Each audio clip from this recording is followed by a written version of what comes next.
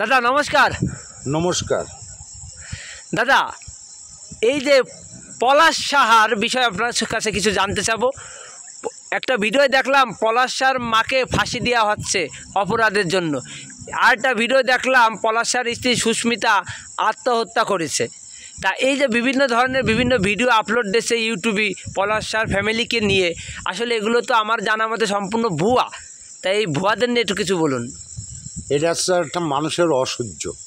এই যে এই ভুয়া নিউজগুলো দিয়ে দিয়ে দেশের মানুষগুলো নষ্ট হয়ে যাচ্ছে, মানে ছেলে পেলেও নষ্ট হচ্ছে, মুরব্বীরাও নষ্ট হয়ে যাচ্ছে।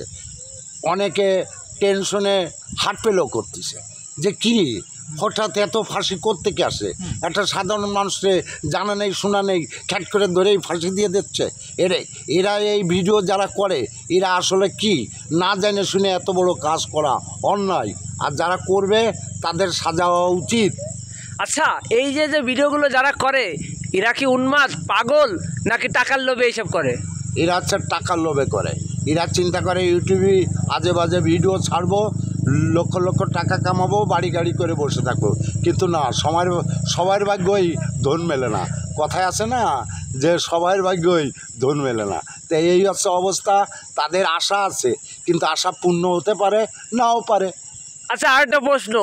আমি বুঝলাম তারা আসলে উল্টোপাল্টা ভিডিও ছাড়িছে, তা আপনাদের মতো লোকরা কি পাগল যে তাকে উল্টোপাল্টা ভিডিও দেখা যাচ্ছে, যে উল্টোপাল্টা ভিডিও, তারপরে তারা দেখছে কেন মন দিয়ে? এখন কথা হচ্ছে গিয়ে মানুষের মন বোঝা বড় দায়। কার মনে কি আছে কিছুই বলা যায় না। তাই মাঝে মাঝে মানুষ একটু দেখতে চাই, যদি ভালো লাগে দেখে, আর যদি খারাপ লাগে কেটে দেয়। এই তো অবস্থা। তাহলে মেন বোঝা গেলো যারা দেখে তারাও উন্মাদ পাগল, যারা এই ভিডিও তৈরি করে তারাও উন্মাদ পাগল। নাহলে পাগলের ভিডিও পাগলে দেখে। এখন দেখে, না দেখলে এইসব মোবাইল বিক্রি হবে কীভাবে? ওই মানুষের দেখে বলেই তো মোবাইলগুলো বিক্রি হচ্ছে, আর না দেখলে তো আর বিক্রি হতো না। দাদা ধন্যবাদ আপনাকে। ধন্যবাদ।